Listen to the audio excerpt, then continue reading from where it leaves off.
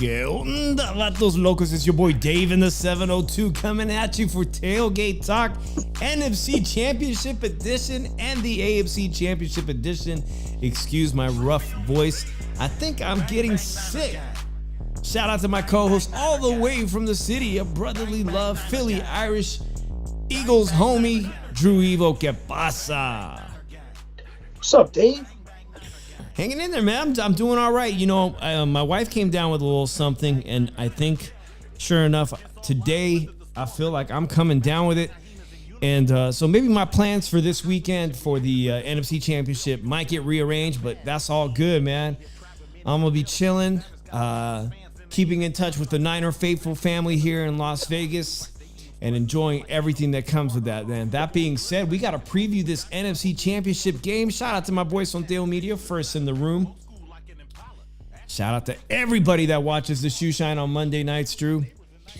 NFC Championship, let's get to it, Drew, because Brock Purdy is going to be trying to lead the 49ers in his second NFC Championship title appearance. Last year, oh man, that was cut short by your Philadelphia Eagles when Brock Purdy suffered that horrific injury to his arm, and there went the entire season. Shout out to my boy Packable. It looks like he's good and healthy. We have a very questionable Deebo Samuel. I was wondering if you heard anything. I was trying to see what's up with Deebo Samuels. Well, I heard he's out. Yeah, the New York Post reported something recently, a few hours ago, that his shoulder is still hurting, but that the X-rays are inconclusive. So it's just pain. It's an issue of pain. How do you sit out this NFC Championship with the Super Bowl being on the line? I don't think that's Deebo Samuels. I think Deebo's going to muster it up and play some cortisone shots, whatever they got to do, some painkillers. I'll be honest with you, man. Like, I just don't think he plays. And, like, I don't think they beat the Lions without him. Very, very interesting. It's a very, very good matchup. First of all, Drew, I'm actually quite the fan of Jared Goff, a silent fan of Jared Goff. Shout out to Jared Goff, who went to Marin Catholic High School, guys. I went to Catholic High School, and I happened to play in the same league when I was a kid. And me and Jared Goff are years apart. I actually... Drew, I've said this story countless of times, but I played football against Tom Brady, who went to Sarah High School. So obviously Jared Goff, he went to Marin Catholic High School and went straight from there to be a star player at Cal Berkeley. And I watched him play, man, because I'm really into the Cal Berkeley-Stanford rivalry. I watched him play in college, and he actually chose the number 16 because he's, obviously he's a Bay Area kid and he's a quarterback. His father was a professional baseball player. Joe Montana, that was his hero. And a lot of guys, like even Aaron Rodgers, who's from Chico and was a star at Cal Berkeley, he also always dreamed of being a 49er. And the 49ers, to me, it was one of the most epic mistakes they made in the history of the organization was not to pick up Aaron Rodgers in that draft. When Aaron Rodgers was available, because he always wanted to be a Niner. I mean, let's be honest. Tom Brady always wanted to be a 49er, and yet he went on to become a Hall of Famer in his own right with the New England Patriots. But that makes me a silent fan of Jared Goff, and I rooted for him in the 2019 Super Bowl, the one where they scored 3 points. Yes, he's made it to the big league. He's made it to the very top. But how is he going to perform against a very elite group of guys this weekend against the San Francisco 49ers? Let's match up the Detroit Lions, Drew. Offense, defense. What are the strengths and weaknesses of the Detroit Lions that the Detroit Lions can expose on my team and the Niner gang? Easy. The secondary is the weakness of that Niners defense. Like, they generally, if you look at how they lined up, I wish I had fucking hot, like a the board. Well, maybe we'll get that for next season. Yeah, that's what we got to do for next season. We can even do it when the season's over and pick up shit. But they typically lined up in a base zone look and everything. They lined up like 5 of 10 yards apart from the receiver and everything. And the thing about it is, the Lions' wide receivers are speedy receivers. Right. And they're good-ass route runners, too. So, and like you have a tight end that's possibly in line for an offensive rookie of the year and everything. And that gives the middle and everything. Then they just signed Zach Ertz last week and everything too. And then you have Gibbs. You have 2 running backs on there that are weapons too. So the Lions have a lot of weapons on offense. And like if they can really attack you in the underneath. They can attack you deep. They can. The Niners really give that look, that normally look that, hey, we're going to play cover 2 on you. Sometimes we'll line up in a 2 high safety. Sometimes we'll probably go single high and play man a little bit. But they try to disguise their pressures and the blitz packages and everything. I look at it as the Niners are not really as good as last year's Niners. There is ways that you can pass on this defense. And I think if anybody's going to exploit that, is the Lions. And like you saw the Packers doing it, they try to protect the sticks, the Niners, too. They're going to have to be on point. They're going to have to be physical. The corners got to be physical with these wide receivers. Well, I want to talk about the performance the 49ers put on. Yes, we got the win. A win is a win. But that first quarter against Jordan Love's Packers, Drew, the time of possession that the Packers had, they were working the hell out of the San Francisco 49ers defense in that first quarter. There was plenty. I mean, when my wife is telling me, damn, they're missing tackles. And you just pointed out that they've got 2 fantastic running backs. Is this what you're alluding to, man, that the 49ers' weakness is going to be, they've missed tackles, plenty of tackles against the Green Bay Packers, and they allowed them to control possession of almost the entire first quarter. It's like this. If the Lions are able to generate at least an okay running game, then we're going to watch out. We have to watch out for play action and everything. And I just really think the Niners is on defense is really going to have an issue stopping these Lions players. And they're going to have to make quick adjustments and everything. And the way to do that, to find out where you're going to be, you got to be physical with these receivers. You got to be able to jam these receivers at the line of scrimmage, disrupt their routes early and often to have a chance. Jared Goff cannot have a lot of time throwing this ball. And you cannot allow him to get this ball off quickly to make a play. That means if you're going underneath, you guys got to be ready for slant routes. You guys got to be ready for bubble screens. You guys got to be ready for anything that can get them 5 or 10 yards and everything and keep you guys on the field long. Because I believe the longer you guys remain on the field, the more the advantage the Lions have, because these guys are speedy, fast guys. And that goes for the running backs, too. Gibbs can line up as a receiver, can line up as a running back. It does not matter because they can use him as both back and receiver. It's just too many weapons. Like Deebo Samuel, which is why it's crucial that Deebo Samuel plays this weekend, because like you just said, he can line up both ways. Yes or no? Now, if now we look on the defensive side of the ball, for the Lions and everything, the Lions are an opportunistic defense. They try to get they look for people to make the turnovers. They look for opportunities for turnovers and everything. They'll apply pressure with a 5-man front. They'll sometimes will put this guy's blitzing and everything. And that's when they'll look to try to snatch the ball away from one of these guys to hope that he makes a bad throw and everything. That's how they are on defense. But if we look at it, the Niners' key to the victories, you gotta be able to win this ball. You gotta win this ball, Christian McCaffrey. You gotta be able to pass it to him. You gotta be able to keep a constant attack going on. Because if you fall behind, Kyle Shanahan coaching the Niners is now 1-30 coming from behind to win and everything. You don't want to test that boundary out again and and try to go for a second win for coming from behind and everything. You got lucky last week. You're not going to get 1 in 30. You're not going to get lucky this week because that fucking kicker missed that kick, that easy 41-yard kick. But I'm going to be honest.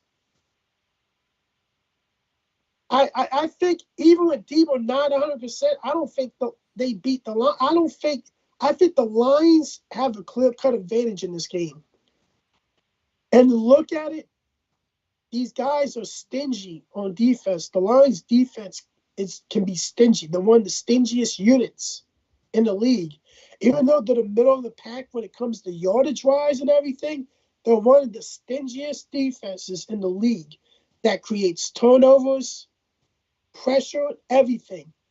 Drew, the last time we saw a team create those type of turnovers was potentially the number one team, and that's very difficult for me to say, the Baltimore Ravens, that made the 49ers turn over the ball a lot, and that didn't allow the Niners to even be competitive or be in that game. Can they control themselves? Can they play better than that against the Detroit Lions? Or you think the Detroit Lions are capable of putting on that kind of performance, forcing turnovers, forcing Brock Purdy to make bad throws? It's almost something that is kind of jinxed the 49ers quarterbacks. We saw Jimmy Garoppolo under pressure like that throw a lot of picks. Is this something you think that's going to happen to Purdy? I'm gonna tell you this right now. It's gonna piss off a lot of Niners fans. Brock Purdy needs weapons in order to be successful in this league. There was some people, reporter this week that had ranked the quarterbacks during the NFL playoffs and said there was, I think, she said there's 7 great quarterbacks and then there's Brock Purdy. There is a lot of hate for Brock Purdy, and yet his numbers are among the best. But here's the thing, Dave. Every time that he doesn't have one of his weapons or two of his weapons, he's done nothing. He has not shown that he's made players better on the field. It's the players that are on his offense are making him good. It's just the same it was with Jimmy G. This is the same case with Jimmy G. The Niners have not had a guy that makes people better since Colin Kaepernick. Interesting. Now everybody here knows what we're going to expect out of Lamar Jackson, Drew. The guy is an incredible athlete, one of the fastest quarterbacks I've ever laid eyes on. As far as the current crop of contemporary quarterbacks, he can get some yards, but even Patrick Mahomes turned it on last weekend and got some serious yardage. Jordan Love, quite the runner himself. Brock Purdy, this seems like that it's very competitive. Him and both Jared Goff, I don't think much of their running abilities. Yeah, but you look at it like this. Brock Purdy can run a Kyle Shanahan offense. To be honest, when it comes to Jared Goff, he's beginning to be up in that category of quarterbacks that could make players better around him. Like Patrick Mahomes, the Josh Allens, he's getting to that point. Because Jared Goff is making the throws and he's making the adjustments in the huddle and everything. He's making plays with his arm. And if he needs to extend the play, he'll extend the play with his legs and everything. But he's making plays. He's making the throws. But the one thing that's going to separate the one key of victory, the Niners have to be able to run the ball and have effective running attack. And you got to be able to use McCaffrey as a receiver and everything. Because look at it right now. I think if the pressure gets put on the night, like on Brock Purdy and everything, and it turns out to be bad and they're disguising coverages like crazy, the Lions, Brock Purdy's throwing a pick. He's thrown at least 2 picks in this game. If it happens like that, we want to see picks. I just don't. Here's the thing: Brock Purdy is late to me as a game manager. He's the type that, hey, we just need you to make a couple big plays, give me 2 touchdowns, we'll walk the rest. Type of quarterback that can run a certain system and everything. That is what Brock Purdy is. And Brock Purdy has proven in this season, if weapons of his are not playing, he is not the same quarterback. Well, let's go back and revisit the 3-game losing streak, one that the Philadelphia Eagles also found themselves in. But that 3-game losing streak is when the criticism began of Brock Purdy. Drew, is that where you're basing most of this from? That 3-game losing streak? Some of it because there was players that were out. And the Ravens game and last week's game. Because he had difficulty in last week's game too. And he looked like shit against the Ravens. And that all his weapons were there. But, yeah, that's why I'm not exactly, hey, if we get past the Detroit Lions, and I am going for the 49ers, I'm a 49er favorite. I am rooting for them. I think they're going to pull this off. But, Drew, I'm not looking forward to that matchup because we just saw it so recently. But that's all questionable because we're going to get to the AFC Championship game. And there's something about Patrick Mahomes in the AFC Championship games and Lamar's history of not making it to the Super Bowl himself that I think I wouldn't be surprised if the Kansas City Chiefs pull it off this weekend. Are they playing Saturday? I forget. Which one's Saturday and which one's Sunday? I think they're both on Sunday. Where's all the Chiefs fan? Where's Rhonda at? Where's my homegirl Rhonda at? I thought she'd be excited in here to rub it in that the Chiefs are in the AFC playoffs. So we don't know if Deebo Samuel is going to be playing. Obviously, he's a tremendous weapon, Drew.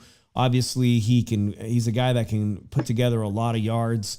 He's a tremendous weapon, as I just said, and it's questionable. But I think with that shoulder injury, from what I'm reading, and then since there's nothing showing in the X-rays, MRIs, whatever tests they've done, I think he's gonna come out and play.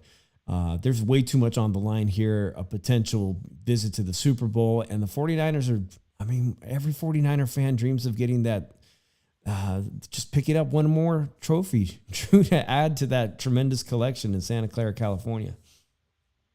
So predictions? Yeah, let's go to the NFL. Let's go to my favorite site for that. It's DraftKings.com. And Drew, the 49ers are a -7, so they are favored by 7 points. The money line is $325. You got to bet $325 to make $100. They are heavily favored by the sports books. But when you read all the critics from all the numerous sports, online sports journalisms, a lot of people got Detroit Lions winning by 1 point, 3 points, 7 points. I'm seeing a lot of people, NFL analysts, predicting the Lions for an upset. I'm going to be honest. Give me the Niners plus the 7. So Drew is going to, of course he's going for the Lions.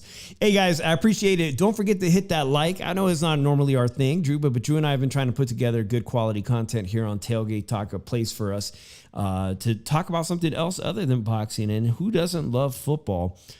So naturally, Drew's going with the Detroit Lions. And Drew, if you bet the money line, $100 will get you $260. And everybody, this is the most simple parlay. So there's going to be a lot of prop bets. And one prop bet that I saw that pays well is how many touchdowns Christian McCaffrey will score. I'm looking at it like this. I wouldn't even go with the money line in this game. I'll go with the spread. I'll take this plus 7 with the Lions. Shout out to Paul Martinez. He says Niners and the Ravens, thumbs up. Oh, my goodness, but we just saw that matchup. But, yeah, Drew, that's what it is, man. Bang, bang, Niner gang. Shout out to everybody from the Bay. What would it be if I took the plus 7, Dave? What's it say here? $108. If I was to bet $100 would be 108. Is that? I think that's what it says. Yeah, 108. if you took Detroit Lions. So I just make my money back with an extra 100. Is that right? Okay? The over is 51, under is 51. Wow. I would take the under 51. It's obviously going to be very competitive, Drew. I actually think the 49ers are going to win this by 3 points. So I don't think they cover that spread. I don't think they cover the spread by 7 points. I think they win by a field goal in a nail biter. A nail biter just like the one we just saw last weekend. I'll take the Lions +7. Yeah. So shout out to everybody joining us in the room. The phone line is open, guys. I turned it on. If you guys want to call and talk football with Drew and I, 702-710-3627. We're going to move on to the other big game. Can't believe Patrick Mahomes and Kelsey did it again. And Taylor Swift was there, Drew. And by the way, was that Kelsey? Which Kelsey is that? Jason Kelsey, the brother? Yeah. Did you get a load of him? It was freezing. Absolutely freezing. He had his shirt off dancing right next to Taylor Swift. Man, your thoughts on that? What can I say? He went into the Bills Mafia stands and start taking kids and meet Taylor Swift and everything, taking pictures with them and everything, drinking and getting back up and having another beer. Let's be I want to be honest, man. The Bills put on a tremendous performance, man. I thought they played their hearts out. To lose at home was quite tough. Cold weather. Both of these teams can play fantastic ball in cold weather, Drew. But what fell apart for Josh Allen when he seemingly played so well last week? His kicker missed the field goal. It wasn't. It was nothing to do with Josh Allen. I think I saw quite a few Bills fans. Yeah, hell of a game, Josh. By the way, Josh Allen had a good game. The Bills kicker that missed that field goal, Drew. Apparently, he had to get off of social media. You see this in soccer. But apparently, he was getting a shitload of death threats from people, so he had to just remove himself from social media. That's a tremendous pressure to. I don't know. I look at it. I think the Bills are cursed. Yeah. All right. Paul says, how many times are they going to show Taylor Swift? Half the game? Straight up. The NFL is in love with Taylor Swift. And I saw that Filipino comedian. There's a Filipino comedian I like, Joe Coy. I think he performed the opening monologue. He was the host of the Golden Globe. I don't watch those award shows, Drew, but Joe Coy is a comedian that came out of Las Vegas. He's one of the best in the business right now. He did a Taylor Swift joke and all of Hollywood shunned the guy. They just all came after him. They're like, this is the fucking worst comedian they've ever seen. Don't ever bring him back to an award show. One joke about Taylor Swift. And you know what? I think that shit was funny. I think his joke was funny. Y'all need to they need to lighten up in Hollywood. Damn, can't say nothing about Taylor Swift. Everybody gets all panties in a bunch. When they had the New Heights podcast, that's Jason and Travis Kelce's podcast, they were talking about that on the him doing that celebration and everything. And he said he told his wife he was gonna do it. Go out there. She's like, you dare. He's like, especially we're meeting Taylor for the first time. He's like, hey, I don't know what the fuck your problem is. First time we met, I was fucking stone drunk. She asked him not to take his shirt off because Taylor was there. Oh, come on now. Do whatever the hell he wants. Like, I'll be honest, man. Like, trying to back his brother, I don't care about it. He's likely coming back next year for the Eagles and everything. But I don't. But I look at it like this. I think Brock probably throws 2 picks in this game, and they lose. Damn you! Don't jinx my team. I'm gonna try to make some money on this game. There's some friendly faces right here. Little Penny, shout out to Little Penny from Down Under, says Niners will win, but will be a very close game, and that's what I'm saying. That's what I'm telling him. That's correct. But here's the thing: Little Penny won't see the game till like 8 hours later after they're eliminated. Is that true? He's on a delay. They don't get to watch it live. Well, a lot of people got satellite television. They get to watch everything live too. So hopefully Little Penny will get to watch this show and enjoy the 49ers win. As he says, a very close game.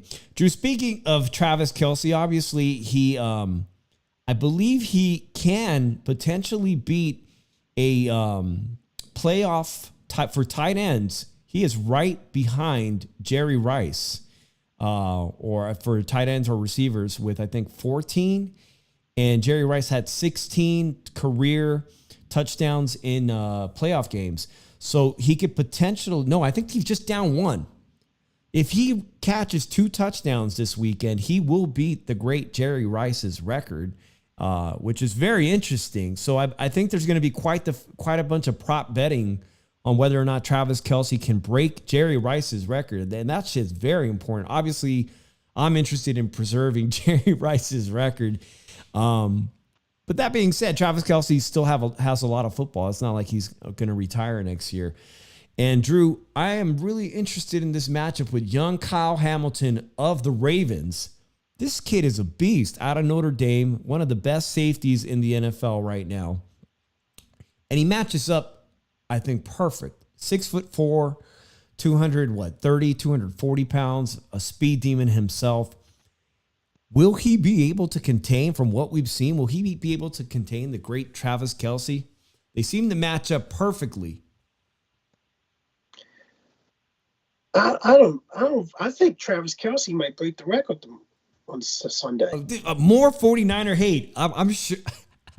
No, because there's a thumbs down. That thumbs down I see on my screen right here. I see a thumbs down. I don't think he's going to be able to contain Travis Kelce all game. And the thing about it is, like I say, fucking Patrick Mahomes is one of those quarterbacks that makes players around him better. And these receivers played good last game. And I'm just thinking Travis Kelce's going to have 2 touchdowns this game. Now, between Travis Kelce and their second-year running back, Pacheco, they've got some tremendous weapons right there, and the ability for Mahomes to run the ball himself and make big plays himself.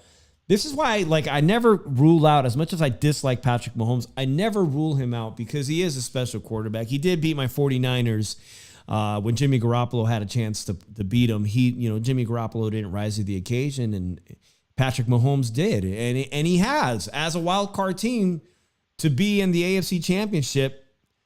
I mean, what else can we expect out of the guy? But you don't think much of this safety the Ravens has. You don't think he might be able to contain the great Travis Kelce, huh? No. Anybody think that Travis Kelce is scoring 2 touchdowns this week? Drop it in the chat. Drew, does Pacheco score some touchdowns? Does he score a touchdown running the ball? Let's see. Yeah, Pacheco might have a touchdown. I will bet Pacheco will have a touchdown in this game. Well, let's talk about the tremendous weapons that Baltimore Ravens have. They made mincemeat of the San Francisco 49ers just weeks ago. And also the fact that their quarterback can make big plays and touchdowns himself, man. We talk about Patrick Mahomes being gritty, but Lamar Jackson, let's talk about his record and his inability to get to the Super Bowl, Drew. His bad playoff record? Will he crumble? I'll be honest. Yeah, he will. I just don't see him winning this game. I just don't see the Ravens winning. It's just, I think great teams rise to the occasion. Great quarterbacks rise to the occasion. And I think Patrick Mahomes rises again to this occasion. So this is going to be a Lions-Chiefs Super Bowl, a rematch from week 1. Yeah, shout out to Ruli Ramundo, who says the Chiefs have the refs on their side. That's right, man. There was a late call last weekend that just shocked everybody. That was how long did they take to make that late call decision that affected the game? It certainly had to have affected the game. It's fucking terrible, man. It's fucking terrible, but too bad Rhonda ain't here, because I would say Patrick Mahomes has a way of getting to the referees, even if he has to cry like a little baby to get the. Or get on his knees. All right. Roquan Smith, the Ravens All-Pro linebacker, he's been in the press this week saying he's anticipating this matchup against, I just talked about Pacheco, Kansas City Chiefs running back, that he's ready to tear that boy up and that he is looking forward to making those pads pop. Quote, make them pads pop. He thinks he's going to contain him, man. Let's talk about the Ravens defense. You talked about how Detroit Lions are stingy. I don't know, but that statement, the way it was said, it makes me want to say pause. That sounds suspect and flamboyant. Did he say that? Let me see. I don't want to say it. I said quote. Take his pads off. Okay. Okay, he didn't say that. The journalist wrote, "Get ready to hear the pads pop." You see, this is just like Monday night when someone says, "I like to be used and abuse me." I'm like, what the fuck? Yeah. Come on, Dave. You heard that Monday night. The dude literally said on the phone, "I like to be used and abused." Smith led the Ravens with 158 tackles, 6th most in the league, and finished with at least 100 tackles for the 6th straight season, Drew. You were bragging about the Lions defense, but what about the Ravens defense? Ravens defense is the best defense besides the Browns in the league. They give up the fewest points in the league. Average and everything. They're the best scoring defense in the league. And number 5, they're in the top 5 in categories to make in total yards. So they're the best defense in the league that's in the playoffs now. So, but you can score on them. I know teams that scored over 30 points on them a couple of times in Baltimore and won. Teams that have no business beating the Ravens. The second-year All-Pro safety, I just mentioned Kyle Hamilton, who came out of Notre Dame, has never faced Kelsey. They're facing each other for the first time. I mentioned it's just his second year, and he's already an All-Pro safety, Drew. These two matchups are going to be very key. But defensively, what other things do the Ravens need to do to stop the Kansas City Chiefs this weekend? They got to be able to contain Travis Kelsey. They got to be able to get constant pressure, and they got to get to Patrick Mahomes. They got to. They got to get to him. If they don't get to him, it's a long fucking day. I noticed, everybody saw that the Bills weren't able to get to Mahomes this past weekend. Yeah, like if you look at it like this, they try to rush 5, and then at times they would try to rush 6. And they realized it, then to try to go drop in the covers. And then the one time, I think they tried to do a 0 blitz and do man coverage. That didn't. Why would you guys want a 0 blitz, Patrick Mahomes? Like, come on. You know he's going to have somebody open. You know somebody's going to get off the man, and he's going to be able to throw that quick pass. So, I don't know. Oh, shit. I still can't get over that Monday night shit episode. But it makes me laugh. Let's talk about you talking about the Monday night. Drew, let's talk about these kickers. Let's talk about these kickers, Drew, because you mentioned, I mentioned that the kicker had to get off social media for the Buffalo Bills. And apparently Justin Tucker, he's got a 90.2% percentage. He's a percentage leader. And Harrison Butker of the Chiefs ranks second at 89.1, and they're actually really quite good friends. So if this thing comes down to a field goal, we can anticipate neither of these guys missing a kick. Nah. Can't see it. Yeah, I just saw in the chat, they said essentially, was it Little Penny or someone had said, dropped it in here. Essentially, the real Super Bowl this weekend is going to be this game here, Baltimore Ravens versus Kansas City Chiefs. Do you think the same thing? You think that's the game? That's the better game? The two better teams? Yeah, I think they'll both better. I think, I'll be honest with you, I look at it's the better game because it's Lamar Jackson versus Patrick Mahomes. Can't beat that. Now, I might throw a curveball in and tell you who I think is going to win the Super Bowl, but hey. Yeah. What about John Harbaugh and his brother? His brother's coming back. Obviously, 49ers, we're very fond of him. Jim Harbaugh. Jim Harbaugh will be there. Will John Harbaugh, make the better plays, call the better plays this weekend? And Jim Harbaugh just became the coach of the Los Angeles Chargers. Did he? How did I miss that took news? The job. He took that job. He took the job of the Chargers. Jim Harbaugh's back, And here's the thing: the Eagles had the end of the season press conference and everything, talking about Vic Fangio just parted ways with the Dolphins. Their defensive coordinator just parted ways. He's likely may be the Eagles' next defensive coordinator. Yeah, I'm just reading about it here on the Chargers website. Jim Harbaugh agrees to terms to come back to Los Angeles. Look at that. Harbaugh, Chargers. One of the conditions was they cannot catch me picking my nose on the sidelines on TV. Well, that's really going to be interesting. He's going back to his, he was a San Diego Charger at one point, and he has, is it Herbert? He's got something to work with. That'll be very, very interesting. All right, Drew, let's talk about your pick here. Let's go back to DraftKings for the AFC Championship game here on the odds. This one here is probably even closer. I mentioned the 49ers are a 7-point favorite. Kansas City Chiefs are not the favorite. Is that any surprise? The Ravens are favored by 3.5 points, Drew. And let's see, the money line, you've got to bet $185 to win $100 on the Ravens. If you bet $100 and Kansas City Chiefs win, you'll make $154. And they think this game's going to be even closer than the 49ers game.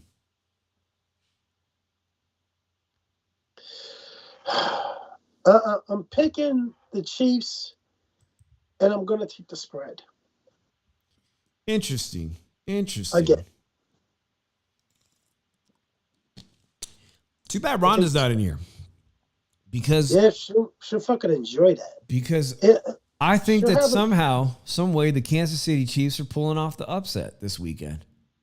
And you know what? Hearing me and you say that will probably cause her to have an orgasm. Yeah, where's her boy? Shout out to her boy Brandon that made that wager with you guys. And Drew, that was one of the highlights of the season when the Eagles beat the Kansas City Chiefs. It gives me hope. It gives me hope that should the 49ers find themselves in this epic rematch, that the 49ers have a chance to pull it off as well.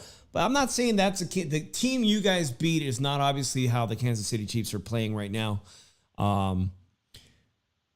Things have flip-flopped a little bit. But there is some hope. Obviously, I don't have much hope for the Niners to actually beat the Ravens just because it's so fresh in my memory if we have that matchup. And like you said, obviously, Kansas City Chiefs, Baltimore Ravens, a really good matchup, potentially a better matchup than the Detroit Lions, San Francisco 49ers, even though those two teams are 12-5. 12-5, both of them. But you know what? It doesn't. Records don't really matter, to be honest with you. The way that you play. They don't. You can play good one game, and then the next game you play like shit. Exactly, which I want to bring up. Detroit Lions did lose on Thanksgiving Day to the team the 49ers just beat. They lost to the Green Bay Packers. I believe Detroit Lions also lost to the Dallas Cowboys this year. That was bad. That was the worst fucking officiating when it comes to the Cowboys and Lions game. And that was recent. We're talking just what, December 30th, the day before New Year's Eve, 20-19 Dallas Cowboys. That's fresh in my memory. Thank God it didn't work that way for the Packers. Yeah, I'm going to go ahead and turn off the phone line because we're going to get ready to wrap it up. Guys, remember, if you guys want to call in, and this show is interactive, as is the Shoe Shine on Monday nights, our boxing recap show.